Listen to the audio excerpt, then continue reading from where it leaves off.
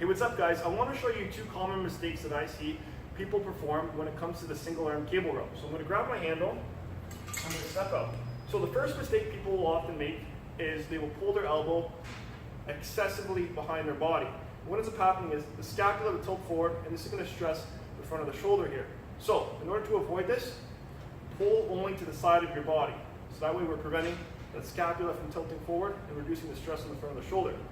Secondly, people will often pull too close to their body, and what ends up happening is they really make this a lat dominant exercise, and they pull their shoulder downwards, and sometimes you'll notice people will lean their neck towards their shoulder.